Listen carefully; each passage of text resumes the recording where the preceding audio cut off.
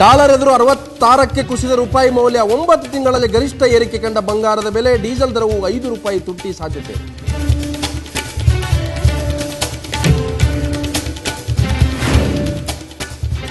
ಬೆಂಗಳೂರಿನ ಡಿಜೆ ಹಳ್ಳಿಯಲ್ಲಿ ಅಪೌಷ್ಟಿಕತೆ ತಾಂಡವ. ಸುವರ್ಣ ನ್ಯೂಸ್ನಿಂದ ವಿಶೇಷ ವರದಿ. ಸೂಕ್ತ ಕ್ರಮಕ್ಕೆ ಸಿಎಂ ಭರವಸೆ.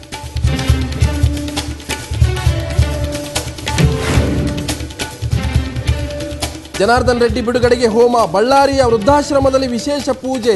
ರೆಡ್ಡಿ ಶ್ರೀರಾಮುಲು ಕುಟುಂಬದ ಚಂಡಿಕಾ ಹೋಮ.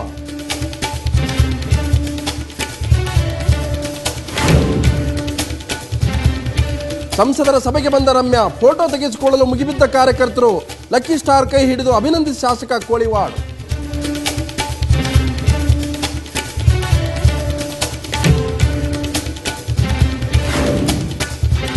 ನಾಡ ಹಬ್ಬಕ್ಕೆ ನಾಳೆ ಸಾಂಪ್ರದಾಯಿಕ ಚಾಲನೆ. ಮೈಸೂರಿಗೆ ಪಯಣ ಆರಂಭಿಸಲಿರುವ ಗಜಪಡೆ.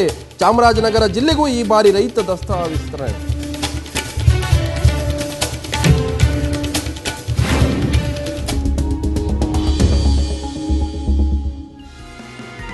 ನ್ಯೂಸ್ ಅವರಿಗೆ ಸ್ವಾಗತ. ನಾನು ಲಕ್ಷ್ಮಣ್ ಹೂಗಾರ್. ಲೋಕಸಭೆಯ 2 ಕ್ಷೇತ್ರಗಳ ಉಪಚುನಾವಣೆಯಲ್ಲಿ ಜೆಡಿಎಸ್ ಸೋತಿದೆ.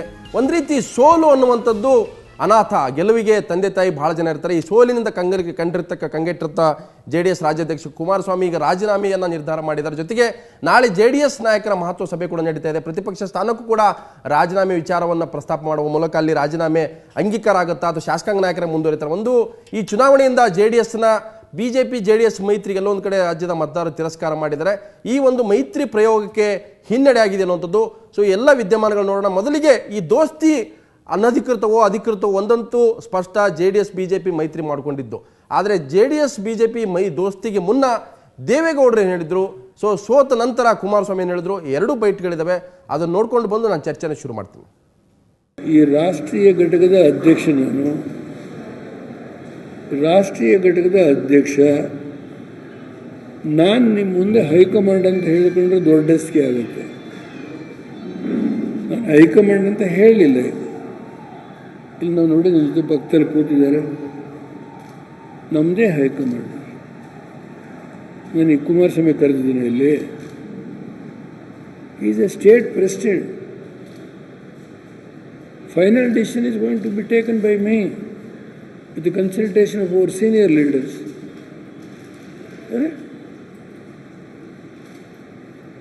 ಇದು ಯಾವುದೋ ಒಂದು ಮನೆ ಪಕ್ಷ ಅಲ್ಲ. ಇದು lakhs and lakhs of workers are there. ಈ ಸೋಲಿನ ಸಂಪೂರ್ಣ ಜವಾಬ್ದಾರಿಯನ್ನು ನಾನೇ ವಹಿಸ್ಕೊಳ್ಳೋದ್ರ ಮುಖಾಂತರ ರಾಷ್ಟ್ರೀಯ ಅಧ್ಯಕ್ಷರಿಗೆ ಮನವಿ ಮಾಡಿರ್ತಕ್ಕಂಥದ್ದು ರಾಜ್ಯ ಘಟಕದ ಅಧ್ಯಕ್ಷ ಸ್ಥಾನವನ್ನು ಬೇರೆಯವರ ಹೆಗಲಿಗೆ ಕೊಡಬೇಕು ಅಂತಕ್ಕಂಥ ಒಂದು ಮನವಿ ಮಾಡಿದ್ದೇನೆ. ಇವತ್ತು ರಾಜ್ಯ ಘಟಕದ ಅಧ್ಯಕ್ಷ ಸ್ಥಾನಕ್ಕೆ ರಾಜೀನಾಮೆಯನ್ನು ಸಲ್ಲಿಸ್ತಾ ಇದ್ದೇನೆ. ವಿರೋಧ ಪಕ್ಷದ ಸ್ಥಾನವನ್ನು ಬೇರೆ ಜವಾಬ್ದಾರಿಯುತವಾಗಿ ಕೆಲಸ ನಿರ್ವಹಿಸತಕ್ಕಂಥ ನಾಯಕರಿಗೆ, ಶಾಸಕರಿಗೆ ಜವಾಬ್ದಾರಿಯನ್ನು ಕೊಡಬೇಕು ಅಂತಕ್ಕಂಥ ನಿರ್ಧಾರವನ್ನು ಮಾಡಿದ್ದೇನೆ. ಉಪಚುನಾವಣೆ ಸೋಲಿನ ನಂತರ ಒಂದು ರೀತಿ ದಳಪತಿಗಳಲ್ಲಿ ತಳಮಳ ಶುರು ಆಗಿದೆ. ಅಂದರೆ ಪ್ರಯೋಗ ವಿಫಲ ಆಗಿದೆ. ಮುಂದಿನ ಲೋಕಸಭಾ ಚುನಾವಣೆಗೆ ಏನು ಮಾಡಬೇಕು?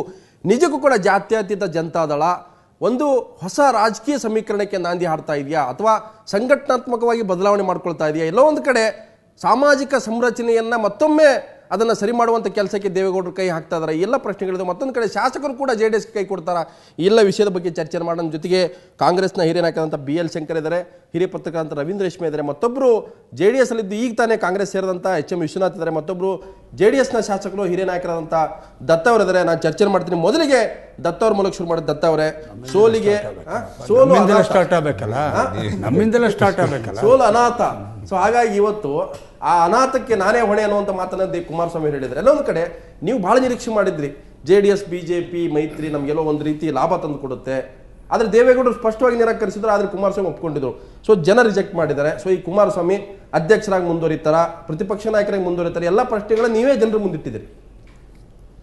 ಮೊದಲಿಗೆ ನೀವು ಹೇಳಿದ ಮಾತುಗಳು ಕೆಲವು ಪದಗಳನ್ನ ಬದಲಾವಣೆ ಮಾಡ್ತೀವಿ. ನಮ್ಮ ಪಕ್ಷ ಸೋಲು, ನೀವು ಹೇಳಿದ್ರಲ್ಲ ಸೋಲು ಅನಾಥ ಅಂಥೇಳಿ, ಹಾಗೇನಿಲ್ಲ.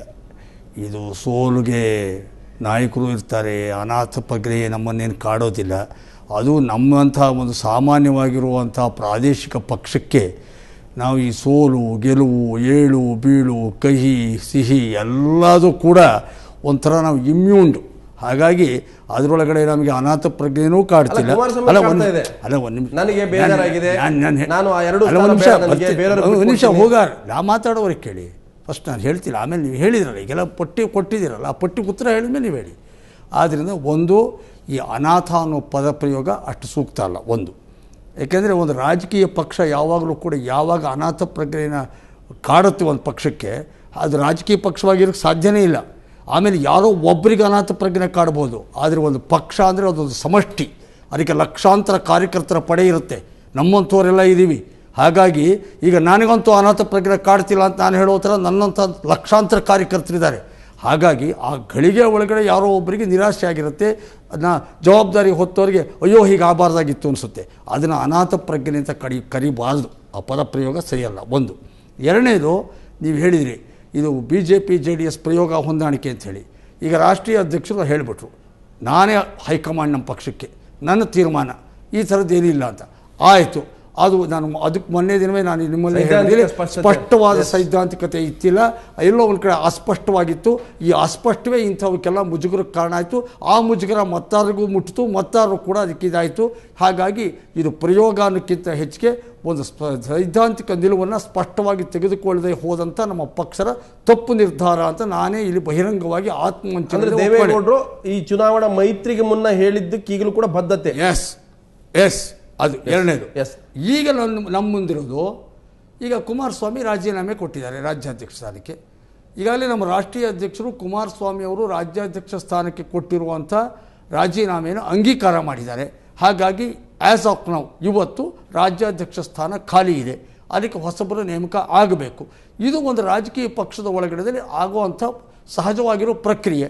ನಾಳೆ ಪ್ರಶ್ನೆ ಬರುತ್ತೆ ದತ್ತ ಅವರೇ, ಒಂದ್ ವೇಳೆ ಎರಡು ಕ್ಷೇತ್ರಗಳನ್ನು ಗೆದ್ದಿದ್ರೆ ರಾಜೀನಾಮೆ ಪ್ರಶ್ನೆ ಬರ್ತಿರ್ಲಿಲ್ಲ ಅಂತ ಹೇಳ್ತಾರದು. ನೋಡಿ, ಕೆಲವು ಅದಕ್ಕೇನೆ ಹೇಳೋದು, ಕೆಲವು ನಿರ್ಧಾರಗಳು ತಗೋಬೇಕಾದ್ರೆ ಕೆಲವು ಬೆಳವಣಿಗೆಗಳಾಗಬೇಕಾದ್ರೆ ಕ್ರಿಯೆ ಸೋಲು ಒಂದು ಬೆಳವಣಿಗೆ ಅಲ್ಲ, ಕ್ರಿಯೆ ಹೌದು. ಒಂದು ರಾಜಕೀಯ ಪಕ್ಷಕ್ಕೆ ಸೋಲು ಒಂದು ಬೆಳವಣಿಗೆ, ಗೆಲುವು ಒಂದು ಮಾತ್ರ ಹೇಳ್ಬಿಡ್ತೀರಿ. ಆದರೆ ನಾವು ನಾಳೆ ಮಾಡ್ತಾ ಇರೋದು ಯಾವುದೋ ಹೊಂದಾಣಿಕೆಗೋ ಮುಂದಿನ ಇದಕ್ಕೋ ಅಲ್ಲ. ನಾವು ಮಾಡ್ತಿರೋದು, ಈಗ ನಾವು ಮಾಡಬೇಕಾಗಿರೋದು ಕೆಲಸ ಸಂಘಟನಾತ್ಮಕವಾಗಿರುವಂಥ ಕಾರ್ಯಕ್ರಮಗಳು, ಪಕ್ಷದ ಸಾಮಾಜಿಕ ಸಂರಚನೆ ಅಂತ ಹೇಳಿ ಪದ ಬಳಸಿರಿ. ಸಂಘಟನೆ ಮತ್ತು ಸಾಮಾಜಿಕ ಸಂರಚನೆ, ಈ ದೃಷ್ಟಿಯಿಂದ ಪಕ್ಷನ ಮತ್ತೆ ಪುನಃ ನಾವಿದ್ದವರು ಕಟ್ಟುವಂಥ ಕೆಲಸಕ್ಕೆ ನಾವು ನಾಳೆಯಿಂದ ಹೊಸ ಹಾದಿ, ಹೊಸ ಶಾಸಕಾಂಗ ನಾಯಕನ ಆಯ್ಕೆಗೂ ಕೂಡ ಅವಕಾಶ ಇದೆಯಾ ಅಂತ. ಇದು ನೋಡಿ, ಶಾಸಕಾಂಗ ಪಕ್ಷದ ನಾಯಕರ ಸ್ಥಾನಕ್ಕೂ ಪ್ರತಿಪಕ್ಷ ನಾಯಕನ ಸ್ಥಾನಕ್ಕೂ ರಾಜೀನಾಮೆ ಕೊಡ್ತೀನಿ ಅಂತ ನಮ್ಮ ನಾಯಕರು ಕುಮಾರಸ್ವಾಮಿ ಅವರು ಹೇಳಿದ್ದಾರೆ. ಆದರೆ ಪ್ರತಿಪಕ್ಷ ನಾಯಕನ ಸ್ಥಾನಕ್ಕೆ ಅವರು ರಾಜೀನಾಮೆ ಕೊಟ್ಟ ತಕ್ಷಣವೇ ಆ ತೀರ್ಮಾನ ಅಲ್ಲಲ್ಲ. ತೀರ್ಮಾನ ಮಾಡಬೇಕಾಗಿರೋದು ಜನತಾದಳ ಶಾಸಕಾಂಗ ಪಕ್ಷ. ನಾವು ನಮ್ಮ ಜನತಾದಳ ಶಾಸಕಾಂಗ ಪಕ್ಷದ ಸಭೆನ ನಾಡಿದ್ದು ಕರೆದಿದ್ದೀವಿ. ಅಲ್ಲಿ ಶಾಸಕರ ಒಮ್ಮತ ಅಭಿಪ್ರಾಯ ಏನಿರುತ್ತೋ ಅದು ತೀರ್ಮಾನಕ್ಕೆ ನಾವು ಬದ್ಧರಾಗ್ತೀವಿ. ಒಪ್ಪಿಕೊಂಡ್ರೆ ಅದಕ್ಕೂ ರೆಡಿ ಇದ್ದೀರಿ. ಅದು ತೀರ್ಮಾನ ಕುಮಾರಸ್ವಾಮಿ ಯಾರ ಮೇಲೂ ತಮ್ಮ ಅಭಿಪ್ರಾಯ ಹೇಳಕ್ಕಾಗಲ್ಲ. ಶಾಸಕರ ತೀರ್ಮಾನಕ್ಕೆ ಪಕ್ಷ ಬದ್ಧ. ಒಂದು ವೇಳೆ ಕುಮಾರಸ್ವಾಮಿ ಬೇಡ ಅಂತಂದ್ರೆ ನೋಡಿ, ರಾಜ್ಯಾಧ್ಯಕ್ಷರ ಸ್ಥಾನಕ್ಕೆ ಪಕ್ಷದ ನಮ್ಮ ಕೋರ್ ಕಮಿಟಿ ನಾಳೆ ತೀರ್ಮಾನ ಮಾಡುತ್ತೆ, ಹೊಸ ಅಧ್ಯಕ್ಷರ ನಾಯಕ. ಪ್ರತಿಪಕ್ಷದ ನಾಯಕನ ಸ್ಥಾನ ಇದೆಯಲ್ಲ, ಅದನ್ನು ಆಯ್ಕೆ ಮಾಡೋದು ಶಾಸಕಾಂಗ ಪಕ್ಷ. ಹಾಗಾಗಿ ಶಾಸಕಾಂಗ ಪಕ್ಷದಲ್ಲಿ ಶಾಸಕರ ಬಹುಮತದ ತೀರ್ಮಾನಕ್ಕೆ ನಮ್ಮ ಪಕ್ಷ ಒಪ್ಕೊಂಡೆ. ರೇಷ್ಮೆ ಅವರೇ, ಈ ಚುನಾವಣೆಯನ್ನ ಪ್ರತಿಷ್ಠೆಯ ಕಣ ಆಗಿತ್ತು. ನಾವು ಮೊದಲೇ ಚರ್ಚೆ ಮಾಡಿದ್ವಿ. ಎರಡು ಕುಟುಂಬಗಳ ಮಧ್ಯೆ ಜಿದ್ದಾಜಿದ್ದಿ ಕಣ, ಎರಡು ಪಕ್ಷಗಳಿಂದ ಎರಡು ಕುಟುಂಬದ ಪ್ರತಿಷ್ಠೆ ಎದ್ದು ಕಾಣ್ತಾ ಇತ್ತು. ಈ ಚುನಾವಣೆ ಸೋತ ನಂತರ ಎಲ್ಲೋ ವೈಯಕ್ತಿಕವಾಗಿ ತಗೊಳ್ಳುವಂತ ಒಂದು ಕಂಡು ಬರ್ತಾ ಇದೆ. ಅಂದ್ರೆ ಬೇಜಾರು ಮಾಡ್ಕೊಳ್ಳೋದು, ಬಹಳ ಚುನಾವಣೆ ಒಂದು ರೀತಿ ಒಂದು ಗೇಮ್ ಆಗಿರ್ಬೇಕಾಗಿತ್ತು, ಒಂದು ಕ್ರೀಡೆಯಾಗಿ, ಅಂದ್ರೆ ಅದನ್ನು ಸೀರಿಯಸ್ ಆಗಿ ತಗೊಳ್ಳೋದು ಹೇಳ್ಬೋದು. ಆದರೆ ಎಲ್ಲೊಂದು ಕಡೆ ಬಹಳ ಪರ್ಸನಲ್ ಆಗಿ ತಗೊಂಡಿದ್ದಾರೆ ಕುಮಾರಸ್ವಾಮಿ. ಆ ಕಾರಣಕ್ಕೆ ಬೇಜಾರಾಗಿದೆ, ಬಹಳ ಎಲ್ಲೊಂದು ಕಡೆ ನೋವಾಗಿದೆ ಅನ್ನುವಂಥ ರೀತಿಯ ಮಾತುಗಳು ಬರ್ತಾ ಇದ್ದಾವೆ. ಕುಮಾರಸ್ವಾಮಿ ಅವರು ಅಷ್ಟೇ ಅಲ್ಲ, ಪ್ರತಿಯೊಬ್ಬರು ಮನುಷ್ಯ ಸಹಜವಾದ ಸ್ಪಂದನ ಅದು. ಯಾವುದೇ ಒಂದು ಇದಕ್ಕೆ ಗೆಲುವು ಮತ್ತು ಸೋಲಿಗೆ ಸೋತವರು ಸಹಜವಾಗಿ ತಮ್ಮ ಆತ್ಮಸ್ಥೈರ್ಯವನ್ನು ಕಳ್ಕೊಳ್ತಾರೆ, ಒಂದು ಅವಮಾನದ ಭಾವನೆಯನ್ನು ಅನುಭವಿಸ್ತಾರೆ. ಅದ್ರ ಬಗ್ಗೆ ಯಾವುದೋ ಮುಚ್ಚುಮರೆ ಇಲ್ಲದೆ ಅದನ್ನು ತೋರಿಸ್ಕೊಂಡ್ಬಿಟ್ಟಿದ್ದಾರೆ. ಅದರಲ್ಲಿ ತಪ್ಪಿಲ್ಲ. ಕುಮಾರಸ್ವಾಮಿ ಅವರ ಪ್ರತಿಕ್ರಿಯೆ ಏನಿದೆ ಅದರಲ್ಲಿ ಉತ್ಪ್ರೇಕ್ಷೆ ಏನಿಲ್ಲ. ಆದರೆ ನನ್ನ ಅನಿಸಿಕೆ ಏನು ಅಂತಂದರೆ, 2006ರಲ್ಲಿ ಅವರು ದಿಢೀರ್ನೆ ಪವಾಡ ಸದೃಶ ರೀತಿಯಲ್ಲಿ ಮುಖ್ಯಮಂತ್ರಿ ಪದವಿಗೆ ಬಂದ್ರಲ್ಲ, ಆ ಮುಖ್ಯಮಂತ್ರಿ ಆದ ದಿನದಿಂದಲೇ ಕುಮಾರಸ್ವಾಮಿಯವರು ತಮ್ಮ ಸಹಜ ವ್ಯಕ್ತಿತ್ವವನ್ನು ಕಳ್ಕೊಂಬಿಟ್ರು, ತಮ್ಮ ಮುಗ್ಧತೆಯನ್ನು ಕಳ್ಕೊಂಬಿಟ್ರು. ನಾನು ಕುಮಾರಸ್ವಾಮಿ ವ್ಯಕ್ತಿತ್ವದ ಬಗ್ಗೆ ಒಂದು ಘಟನೆ, ಅದಕ್ಕೆ ದತ್ತ ಅವರ ಸಾಕ್ಷಿ, ಇದುವರೆಗೆ ಎಲ್ಲೂ ಸಾರ್ವಜನಿಕವಾಗಿ ಯಾರೂ ಉಲ್ಲೇಖಿಸಿಲ್ಲ ಅಂತ ಕಾಣುತ್ತೆ. ಸಿದ್ದರಾಮಯ್ಯನವ್ರನ್ನ ಉಚ್ಚಾಟನೆ ಮಾಡೋದನ್ನು ತೀರ್ಮಾನ ಆಗೋಗ್ಬಿಟ್ಟಿತ್ತು 2005 ಅಂತ್ಯ ಭಾಗದಲ್ಲೋ ಮಧ್ಯಭಾಗದಲ್ಲೋ. ಕಡೆ ಪ್ರಯತ್ನ ಅಂತಂದ್ಬಿಟ್ಟು ದತ್ತ ಅವ್ರ ಮೂಲಕ, ನಾನು ಅವಾಗ ಪ್ರಜಾಮತ ಪತ್ರಿಕೆಯ ಗೌರವ ಸಂಪಾದಕನಾಗಿದ್ದೆ, ದತ್ತ ಅವ್ರ ಮೂಲಕ ಒಂದು ಸಂದೇಶ ಕಳಿಸಿದ್ರು ಕುಮಾರಸ್ವಾಮಿ ಅವರು.